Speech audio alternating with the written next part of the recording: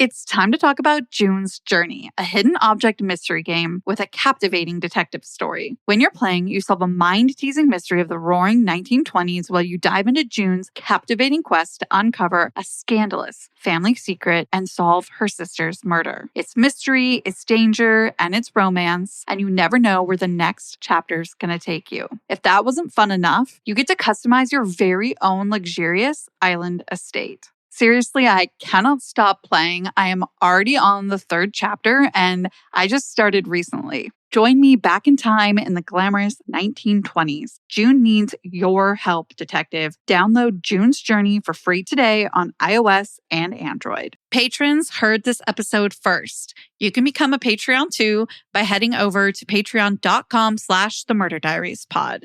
Patrons get to hear ad-free episodes early, along with many other perks. You can also support us on Buy Me a Coffee. Head over to buymeacoffee.com/mdiariespod. Speaking of that, thank you, Marina, for the coffees this week. We definitely needed them. You can get links to Patreon and Buy Me a Coffee in the show notes as well. Welcome to the Murder Diaries. I'm Natalie. And I'm Paige. The case I have for you today needs your attention. Despite what you may have heard, Ellen Greenberg didn't kill herself, and her loved ones have spent more than a decade trying to prove just that.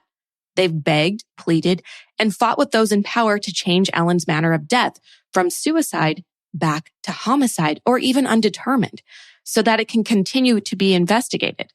In the process, they've had almost every door shut in their faces time and time again. Yet they continue to fight day in and day out. This January marked the 12th anniversary of Ellen's death. In recognition of it, the family-run Justice for Ellen Instagram account posted a beautiful tribute to Ellen, along with an update of where they're at in their efforts. Here's part of what they had to say. While there has been no substantial updates to post in weeks, we are still hard at work in our attempts to bring justice for Ellen. Our 2 lawsuits are working their way through the legal system, and Ellen's case is being reviewed by a fresh set of eyes at the Chester County DA's office. In honor of Ellen and this day, we encourage you to continue to share Ellen's case. So that's what we're going to do here at the Murder Diaries. While the family remains locked in battle, we're going to tell you everything we know about Ellen, her case, and the family's years-long journey toward justice. Ellen may be gone, but she will never be forgotten. This is her story. Used to think it's in my head, I'm walking with the dead. It's Wednesday, January 26, 2011, and there's a blizzard in the city of Philadelphia. Because of the inclement weather, the students, staff, and faculty of Wanyata Park Academy are dismissed early from school, around 1:30 p.m. First grade teacher Ellen Greenberg is among them. And it's not long before the 27-year-old makes her way to the Venice Lofts in Manioc, where she lives with her fiancé, Sam Goldberg. The soon-to-be married couple spends the afternoon together in their 6th-floor apartment until Sam leaves to go to the complex's gym at 4:45 p.m. CCTV shows Sam enter the first-floor gym 5 minutes later at 4:50 p.m. But when the 28-year-old returns less than a half hour later, he can't get inside his home. The apartment swing bar is activated, meaning he can only open the door an inch or two before he's effectively locked out despite his best efforts. Sam repeatedly bangs on the door and calls out to Ellen from the hallway, demanding that she let him in. But she doesn't answer. In fact, there aren't any sounds coming from inside the apartment at all. Sam then calls Ellen's cell phone, and that doesn't get a response either. He stands fuming in the hallway for 22 minutes, waiting for her to open the door, furiously texting her over and over. The first 3 texts are relatively neutral. Hello, open the door, and what are you doing? But the longer Sam stands in the hallway, the more frustrated he becomes. It's plain as day in the subsequent text messages he sent Ellen. Don't take my word for it, though. Here they are as transcribed in official documents. I'm getting pissed. Hello? You better have an excuse. What the and you have no idea. Growing more impatient as the minutes tick by, Sam decides to recruit help. He takes the elevator downstairs to the lobby where he finds the lone security guard, 67-year-old Phil Hampton. Sam fills Phil in on the situation, urging him to break the lock. Much to Sam's dismay, Phil refuses, stating it's against policy. Sam returns to his apartment door with Phil before forcing his way inside, breaking the swing bar lock in the process, and coming face to face with a gruesome sight. Ellen's in the kitchen, covered in blood. She's slouched in one of the corners of her U-shaped kitchen, where it appears she was cutting fruit prior to the attack. There's an orange sliced in half and a colander full of blueberries sitting undisturbed on the brown granite countertops. Her upper body rests against the lower cabinets between the sink and the stove, while her legs are sprawled in front of her, and her left hand clutches what the Philadelphia Inquirer describes as a pristine white towel. Somehow, amidst all of the blood on and around Ellen, there isn't a single crimson drop on the towel. Sam dials 911 at 6:31 p.m., and emergency responders and law enforcement are dispatched to the scene soon after. We were able to get the audio of Sam's phone call in its entirety, which is what we'll play right now. Help, I need a emergency now. I just walked into my apartment. My fiance's on the floor with blood everywhere. What is the address? 4601 Flat Rock Road. Please come. Help. 4601 Flat Rock Road. Is this a house or apartment? Oh, no. Oh, no.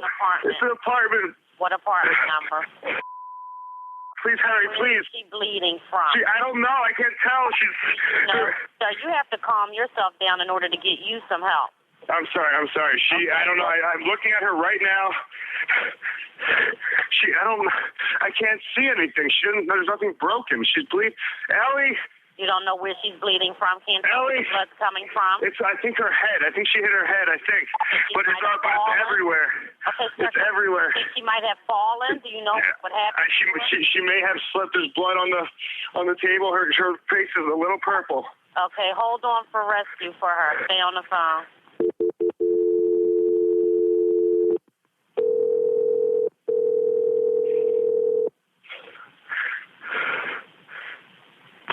Philadelphia Fire Department 842. What's the address? No. 4601 Flat Rock Road. Please hurry. 4601 Flat Rock? Yes. What's wrong? I went downstairs to go work out. I came back up. The door was latched. My fiance's inside. She wasn't answering. So after about a half hour, I decided to break it down. I see her now just on the floor with blood. She's not responding. Okay. Is she breathing? Look at her chest. I need you to calm down, and I need you to look at her chest. It's really. I really don't think she is. Listen to me. Someone's on the way. Look at her chest. Is she flat on her back? She's on her back. So I bring her. Look at her chest and tell me if it's going up and down, up and down. I don't see her moving. Okay. Do you know how to do CPR? I don't. Okay. I can tell you what to do. Okay, until they get there. I want you to keep her flat on her. God. Hello. Yeah, hi, okay. Are you willing to do CPR with me over the phone until they get there? I have to, right? Okay, so get her flat on her back, bare her chest, okay? You want to rip her shirt off. Okay? You need to kneel down by her side. Oh, my God. Ellie, please. Listen, you can't freak out, sir, because you Okay, I'm trying not. Her shirt won't come off. It's a zipper. Oh, my God, she stabbed herself. Where? She fell with a knife. Oh, no, her knife's sticking out. Her what? There's a knife sticking out of her heart. Oh, she stabbed herself? I guess so. I don't know where she fell on it. I don't know. Okay, well, don't touch it. Okay, so I just let her down. Here now? I mean, what do I do? No, I mean, you can't. If the knife is in her chest, it's going to be kind of hard for you to do CPR at this time. Oh, no. Oh, my goodness. Okay. Police, which operator? 277.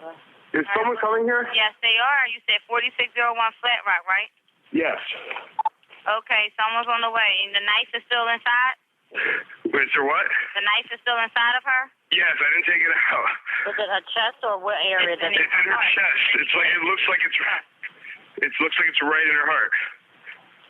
Okay, someone's on the way out there. Okay, just get. Oh my God! Okay. How old is she? She's 27. 27, and there's no sign of life at all. No, please don't be. What? Pinch her under her arm and tell me if she responds to pain. Ellie. she's not. Her hands are still warm. I don't know what that means, but there's blood everywhere. I know, but you can't, and the knife is still inside of her. How far? Can you see how far it went in? It looks pretty deep. Okay. It looks it's a long knife. Don't touch anything. Yeah, don't touch anything, okay? I'm not touching anything. I can't believe this, though. So wait, it was just you there with her? We're the only ones here. And she ran in the door, you said latched it shut? No, I went downstairs to work out, and when I came back up, the door was latched. Oh. Like, it was, it wasn't like, it was like locked from the inside, and I'm yelling, so I'm was yelling. your house broken into? No. So there's no sign of a break-in? No sign of a break-in at all. There will be when you get here, because I had to break the latch, but to get in. Okay, 4601 Flat Rock, and this is a house, right? It's an apartment. Flat Rock apartment. Okay, that'll help. Oh my God. All right, thank you. Mm-hmm. Bye. Now that we've listened to the full conversation between Sam and the dispatcher, one could see why there's been a lot of speculation about Sam's involvement. His choice of words and overall demeanor seem off. We're not the only ones that feel that way, especially knowing now everything involved in Ellen's case. Look, we of course need to acknowledge that none of us can know or predict how we'd respond if we found ourselves in a situation like this. However, it's true. There are plenty of people, friends, family, and internet sleuths alike, who question the authenticity of Sam's reactions, insisting they reek of dishonesty and come across rehearsed. Perhaps the two most criticized moments are, one, when Sam's instructed to start CPR and just then notices the 10-inch serrated knife sticking out of Ellen's chest. And two, when he tells the operator that Ellen, quote, stabbed herself. EMS arrives on scene within minutes and Ellen is pronounced dead at 6:40 p.m. The entirety of the attack seems to have been isolated to the part of the kitchen where Ellen was found, with Homicide Sergeant Tim Cooney calling the rest of the apartment pretty unremarkable in terms of evidence. The apartment is then cordoned off for investigators to piece together a theory of what they suspect may have happened. And it's not long before they're treating Ellen's death as a suicide, even though a suicide note was never found and Ellen not once outwardly displayed signs of wanting to harm herself. Sergeant Cooney explains the decision, saying there was no indication of an intruder or that Ellen attempted to escape an attacker. He looks at the lack of physical evidence to support this claim, highlighting the fact that the only two possible entry points, the front door and the balcony, were locked from the inside. Remember, the front door was latched upon Sam's return from the gym. As for the extremely narrow balcony, which, by the way, is literally impossible to sit or stand on, it was also locked and covered in undisturbed snow. The sergeant then points to the absence of defensive wounds on Ellen's hands and arms, claiming she would have injuries consistent with fighting off her attacker, if there had been one. Meanwhile, Sam cooperates with the authorities at the scene and is eventually taken in handcuffs to be questioned at the station. It's not until hours later that Ellen's parents, Joshua and Sandra Greenberg, are notified of their only child's death.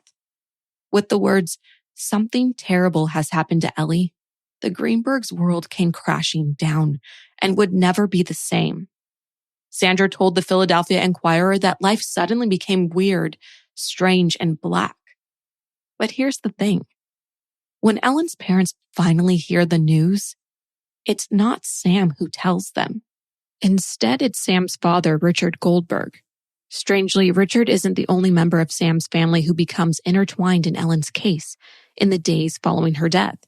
The other notable person is Sam's uncle, James C. Schwartzman, a former prosecutor and the current president judge of the Pennsylvania Court of Judicial Discipline, who has been described as politically important. Let's take a minute to talk about James C. Schwartzman. Okay, we need to back up a little to explain this. For the record, the following information has been reported by Gavin Fish, who works closely with the Greenberg family. It's alleged Sam called his cousin Kamian Schwartzman 17 minutes prior to dialing 911. It's unclear if this was before or after he bulldozed his way inside the apartment, because the Venice Lofts only has surveillance cameras at the main entrance. There aren't any in the hallway leading up to the apartment. Now, in regards to that call, Kamian didn't answer. However, Sam's uncle/Camian's dad, James C. Schwartzman, phoned Sam 12 minutes later at 6:26 p.m. The contents of that conversation aren't public, but whatever was said was enough to get both Camian and James to the apartment quickly.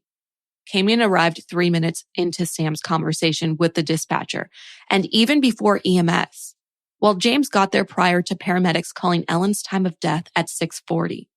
The two Schwartzmans stayed with Sam the entire time and even made sure he had an attorney present during the subsequent questioning. As for the reason behind James making the death notification instead of Sam, none of the resources give a clear reason as to why. We could speculate, but I'll leave that up to everyone else. What we do know is that this isn't the last time James C. Schwartzman is involved in Ellen's case. According to a sworn statement by Melissa Ware, the Venice Lofts apartment manager, James contacts her sometime the following day.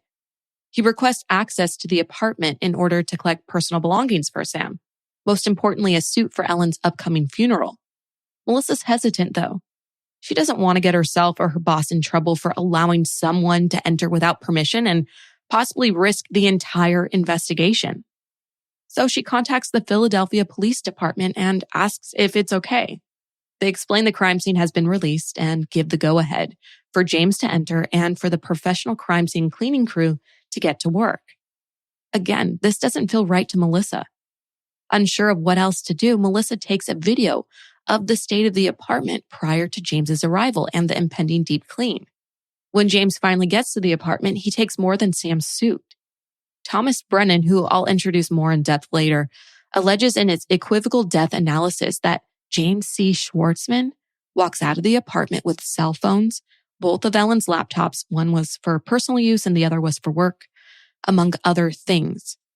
He eventually returns everything to the authorities days later when they acquire a search warrant. But by then it's too late. Everything James had in his possession is compromised because the chain of custody has been broken. Assistant medical examiner Dr. Marlon Osborne performs Ellen's autopsy early that same morning. The examination reveals a startling revelation. Bruises in various stages of healing cover Ellen's wrist, right arm, abdomen, and both legs, spurning questions about how or even who may have caused them in the days leading up to her death. The ME also uncovers a total of 20 stab wounds, labeling them with the letters A through T.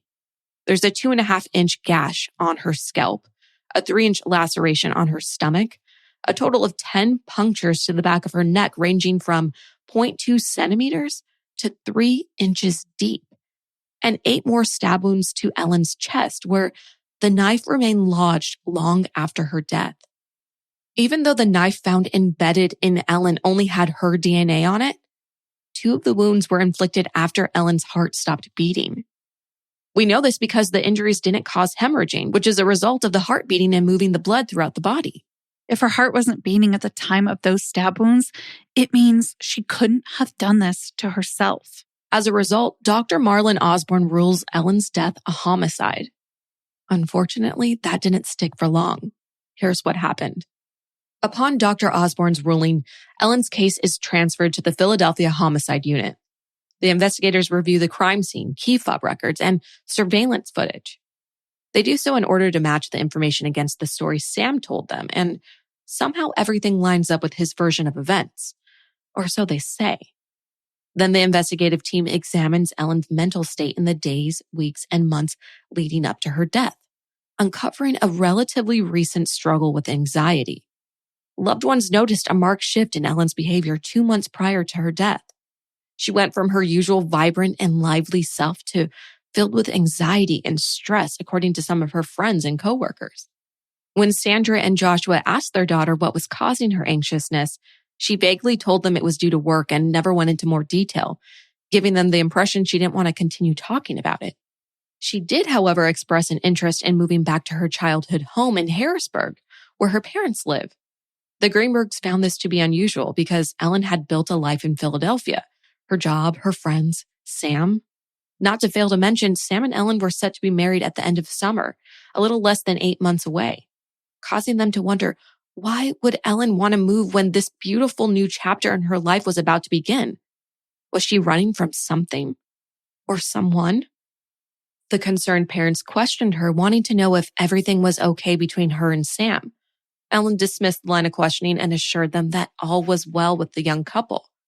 Though this did little to assuage Josh and Sandra's concerns.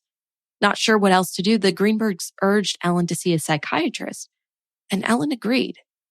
She attended 3 appointments prior to her death and never voiced thoughts of suicide or any encounters with domestic violence.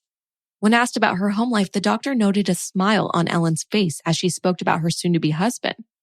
Despite her anxiety, Ellen had a lot to look forward to. She was excited for her upcoming nuptials and even mailed save the dates 4 days prior to her death. The doctor took all of this into consideration and eventually diagnosed Ellen with severe anxiety.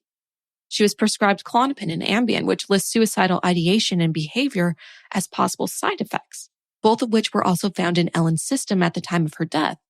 With this information, the investigators feel confident in their assessment that Ellen's injuries were self-inflicted. Detectives even point to a small collection of shallow punctures on her body as further proof, calling them test or hesitation wounds. They then push back on Dr. Marlon Osborne's homicide ruling and encourage the case to be reclassified as a suicide in an unprecedented meeting that same day, January 27th. Gavin Fish reports the encounter involved 2 members of the Philadelphia Police Department, a representative of the district attorney's office, the chief medical examiner, who is Dr. Osborne's boss, and Dr. Marlon Osborne himself. We can't underscore enough how bizarre this meeting was. Dr. Osborne would later testify under oath that except for this one instance in regards to Ellen's death, his ruling in a death has never been influenced the way it was on that day, January 27th, 2011. It gets sketchier. Remember earlier when I mentioned the Venice Lofts doorman, Phil Hanton, was with Sam as he forced his way inside the apartment? The police told Dr. Osborne that's how the discovery of Ellen's body played out, and this version of events heavily factored into the decision he was about to make. Here's the thing, though. Phil Hanton later signed an affidavit stating he did not accompany Sam to the apartment, and as the Philadelphia Inquirer reports, video surveillance corroborates his statement. Unfortunately, this startling information wouldn't come out for some time, and it seems the impromptu group meeting put so much pressure on the assistant medical examiner that he eventually fell in line, changing Ellen's manner of death from homicide to suicide. The decision devastated the Greenbergs. Since then, Joshua and Sandra have fought tooth and nail in the name of justice for Ellen. They know their precious daughter didn't commit suicide, but rather someone murdered her in cold blood. Unfortunately, just because the family knows this to be true doesn't mean those in power will believe them without evidence.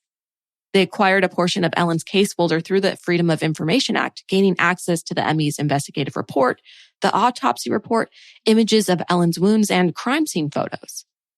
Armed with this evidence, the Greenbergs have hired countless forensic experts to weigh in on the case over the years.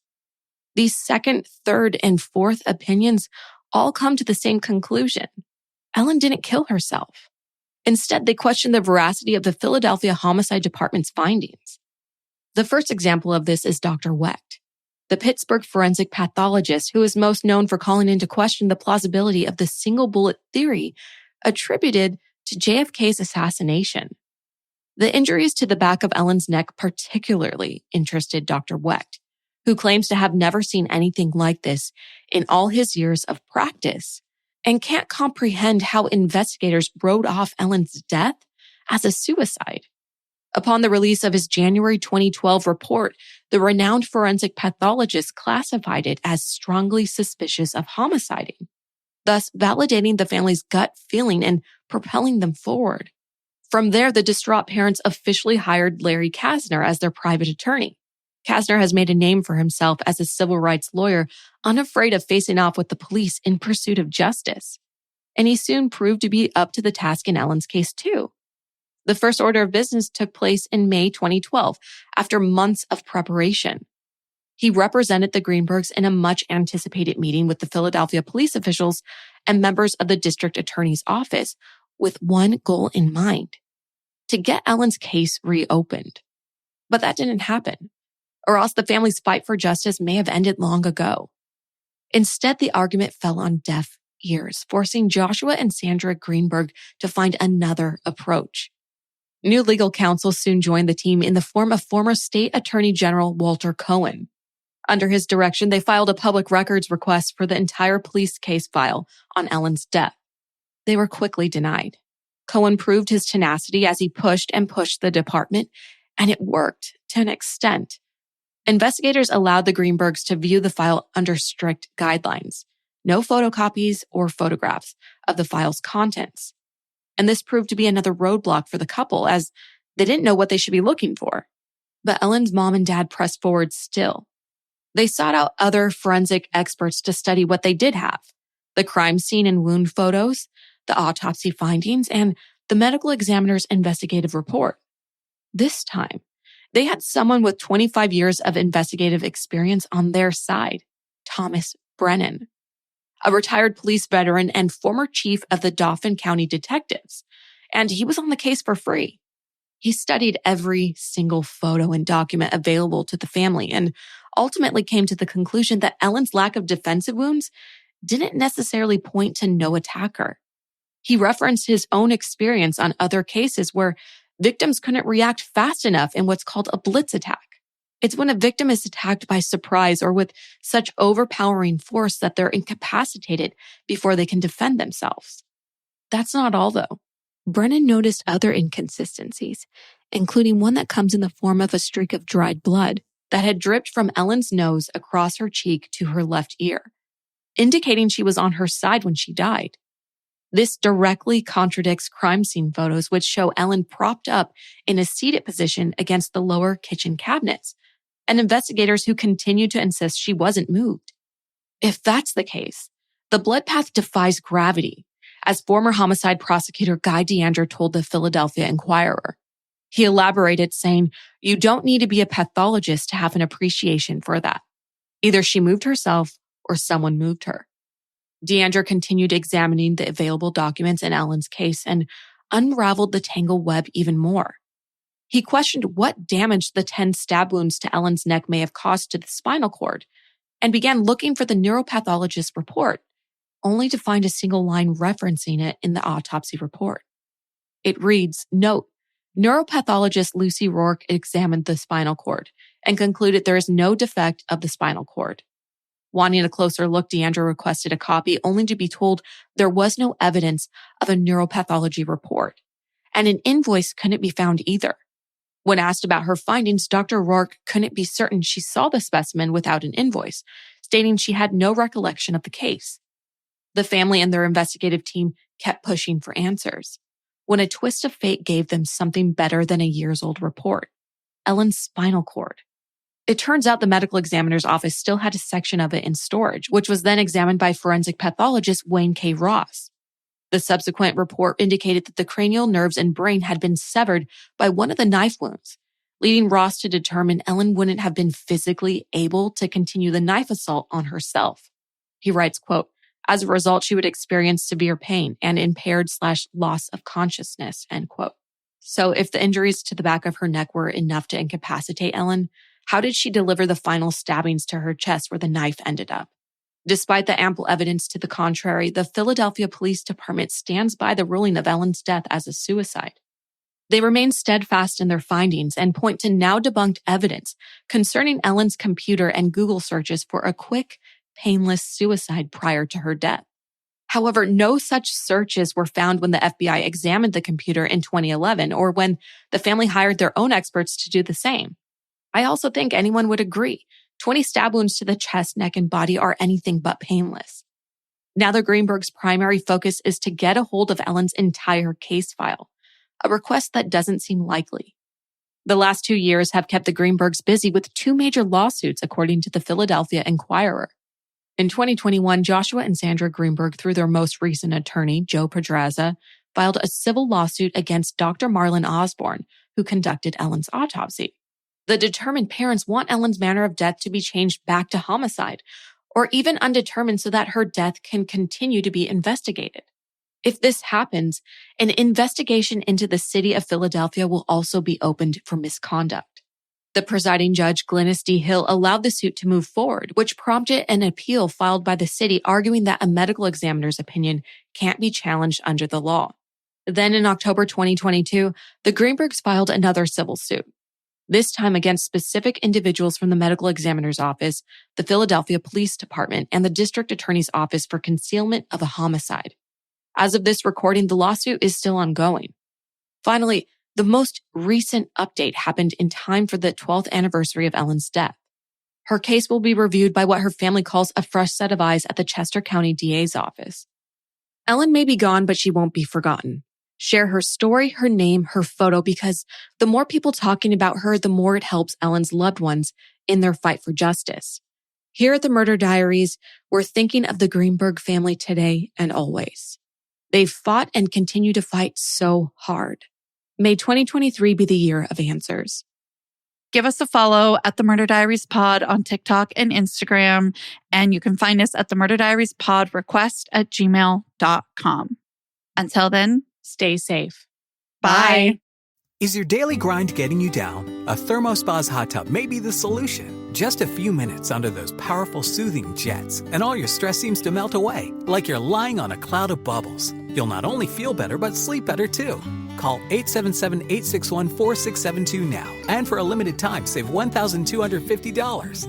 Call 877-861-4672 or visit thermospas.com to schedule a free on-site assessment.